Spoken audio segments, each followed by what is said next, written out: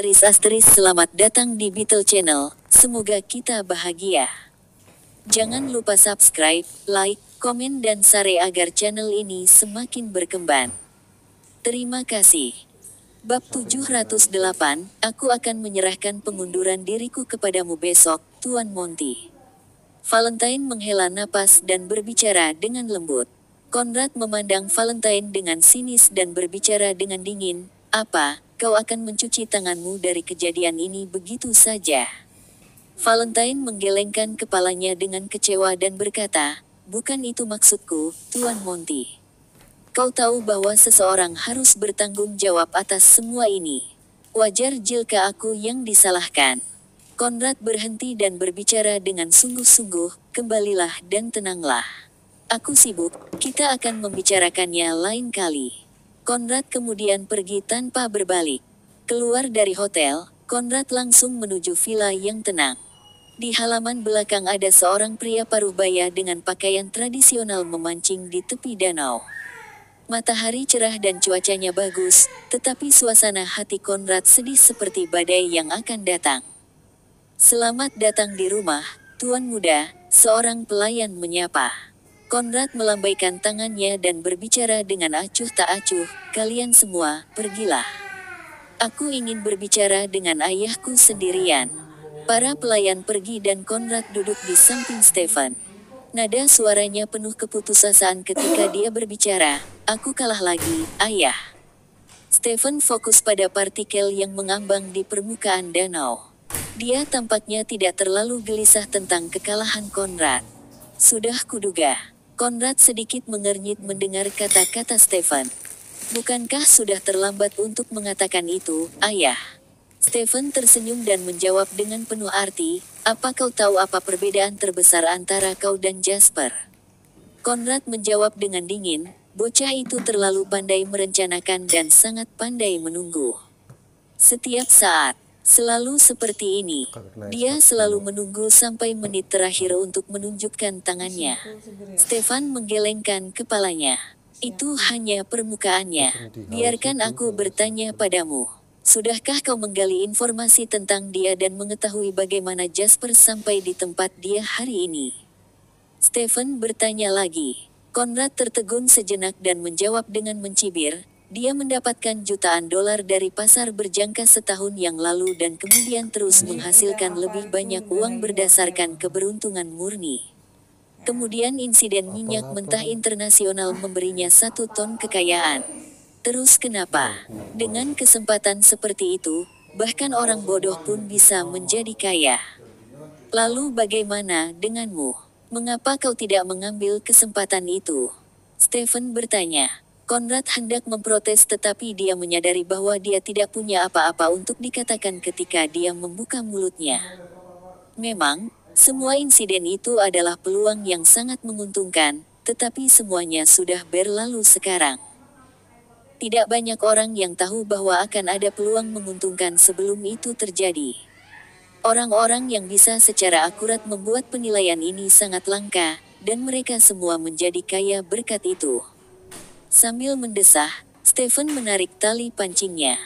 Umpannya hilang, tetapi dia tidak tahu kapan ikan itu mengambilnya. Stephen mengganti umpan saat dia berbicara, "Ini adalah perbedaan terbesar di antara kalian berdua. Fakta bahwa dia bersedia menunggu hanyalah permukaan. Dia berorientasi pada detail dan pria yang sangat terampil dengan mata yang sangat tajam untuk berbagai hal.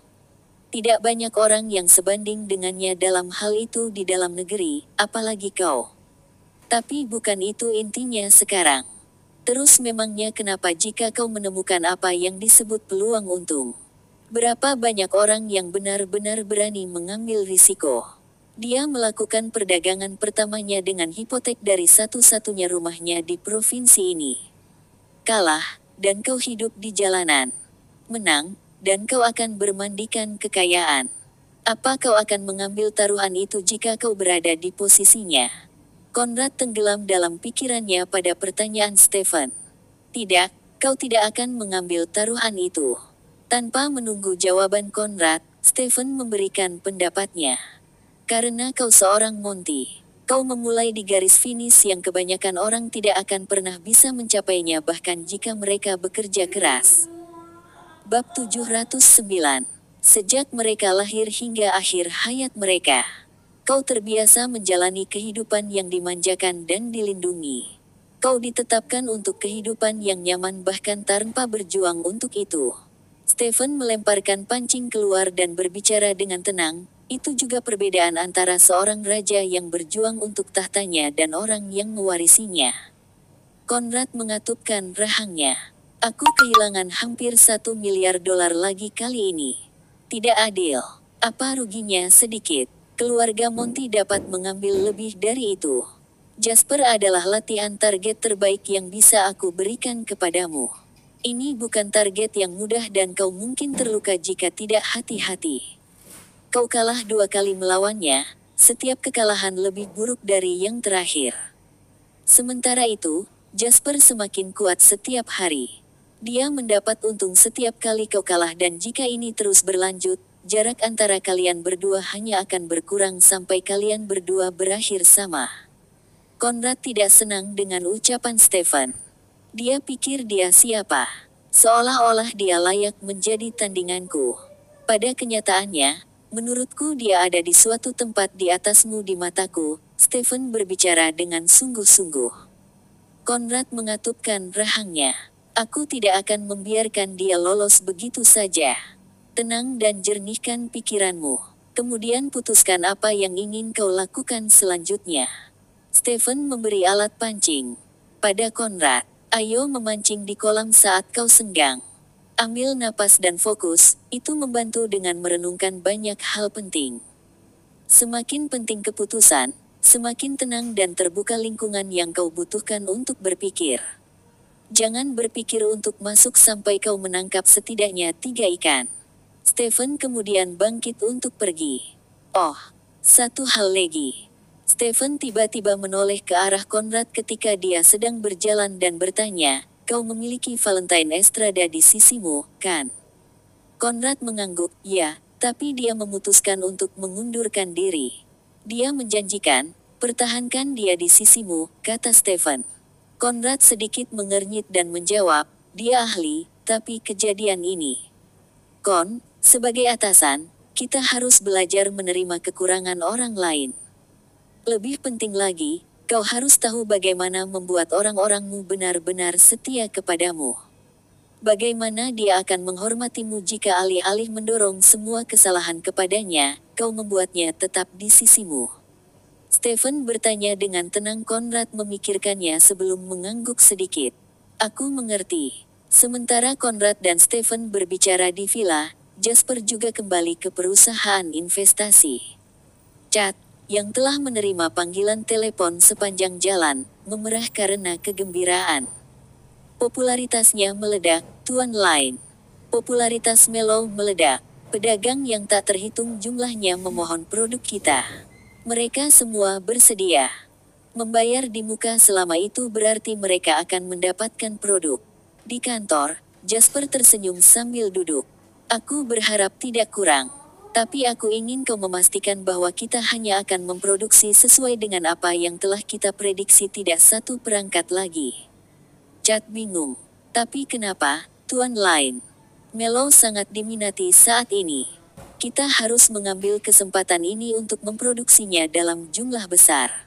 Mengapa kau ingin mempertahankannya pada 30% dari kapasitas produksi kita? Jasper tertawa. Semakin langka sesuatu, semakin berharga jadinya. Cara terbaik untuk membuat seseorang mengingat produk kita dalam waktu sesingkat mungkin adalah dengan menjadikannya sesuatu yang semua orang ingin beli tetapi mungkin tidak dapat melakukannya meskipun mereka bersedia membayar. Ini adalah efek merek. Masuk akal jika Chad tidak mengerti. Karena inilah strategi pemasaran lapar yang akan digunakan oleh perusahaan telepon seluler di masa depan. Jasper, bagaimanapun, tidak bisa lebih akrab dengan strategi itu. Kata-kata Jasper menggugah pikiran. Bagaimanapun, sebagai pria yang menghabiskan lebih dari separuh hidupnya bekerja di perusahaan milik negara, Chad bukanlah orang yang bisa diremehkan. Setelah berpikir sejenak, dia sebagian besar mengerti apa yang dimaksud Jasper. Kau benar-benar seorang pengusaha yang terlahir secara alami, Tuan Lin, seru Chad dengan kekaguman. Bab 710. Jasper tersenyum dan memberikan secangkir kopi untuk Chad. Mungkin mulai mengasuh beberapa orang kepercayaan terpercaya untuk perusahaan elektronik, terutama di pabrik. Itu akan menjadi sumber pendapatan penting perusahaan di masa depan. Tetapi rencanaku untukmu terletak pada posisi Direktur Departemen Sumber Daya Manusia di perusahaan investasiku. Kau tidak dapat tinggal di JW Electronics selamanya untuk mengembangkan tim manajer. Kau harus menyelesaikan ini secepat mungkin.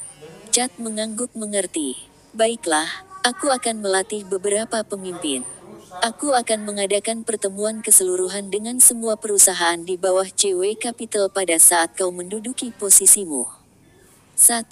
Agar semua orang bisa mengenalmu dan dengan demikian membuat pekerjaan di masa depan lebih mudah. 2. Untuk menangani beberapa masalah internal perusahaan. Jasper memijat pelipisnya dan berbicara dengan sedikit lelah. Ada masalah yang cukup besar dengan perusahaan investasi dan karena berbagai alasan, Jasper belum sempat menanganinya. Tim manajerial perusahaan investasi, misalnya. Tidak termasuk Chad, Jasper tidak tahu bagaimana standar orang lain. Yang paling penting sekarang adalah Jasper membutuhkan seseorang yang bisa mengambil peran sebagai komandan ketika Jasper sendiri terlalu sibuk untuk berurusan dengan Kompi. Ini adalah posisi yang sangat penting dan dengan otoritas yang sangat tinggi. Karena itu, Jasper tidak dapat mempercayai perusahaan perekrutan untuk membantunya mencari manajer profesional yang sesuai dengan peran tersebut. Ada jalan panjang di depannya dan ada banyak pekerjaan yang harus dia lakukan. Memikirkan kembali novel-novel reinkarnasi yang telah dia baca sebelumnya, Jasper menyadari betapa tidak realistisnya novel-novel itu. Yang harus dilakukan karakter utama adalah tampil dengan auranya yang bermartabat dan segala macam antek akan tunduk padanya, menjanjikan kesetiaan. Keesokan harinya, menyusul pemberitaan acara peluncuran di surat kabar dan stasiun televisi, Mellow resmi mulai menjadi tren. Pedagang memiliki metode mereka sendiri untuk mendapatkan intel sehingga mereka mendapat berita sebelumnya. Konsumen biasa, bagaimanapun, hanya bisa mempelajari hal-hal seperti itu melalui media. Belum lagi internet belum secanggih masa depan, di mana berita di seluruh dunia bisa menyebar seperti api hanya dalam beberapa jam. Pada hari kedua ketika berita tentang acara peluncuran sedikit memanas, semua konsumen menjadi gila. Banyak anak muda memecahkan celengan mereka atau memohon kepada orang tua mereka untuk pergi ke supermarket suler terdekat untuk membeli Mellow. Bahkan ada kasus orang mengantri di beberapa supermarket di kota-kota besar seperti kota Cavern, ibu kota Swallow, dan kota Waterhoof hanya agar mereka bisa mendapatkan Mellow. Penjual resmi juga menjadi gila menghadapi antusiasme seperti itu. Sementara JW Electronics secara eksplisit menyatakan bahwa sebagian besar produk mereka akan dijual oleh suler supermarket, penjual resmi lainnya tetap mendistribusikan 25% barang. Oleh karena itu, konsumen semua berlari untuk membeli perangkat dari pedagang lain ketika Mellow terjual habis di supermarket suler. Mereka akan membeli perangkat bahkan jika harganya beberapa ratus lebih mahal. Selain itu, situs pengunduhan musik Trezone tampaknya segera menunjukkan tren kewalahan. Kami sudah menambahkan 3 server darurat, Tuan Lin, dan kami telah berbicara dengan operator untuk meningkatkan bandwidth kami sementara. Tetapi beban di situs web sangat melebihi indeks yang dirancangnya. Itu mungkin akan segera runtuh.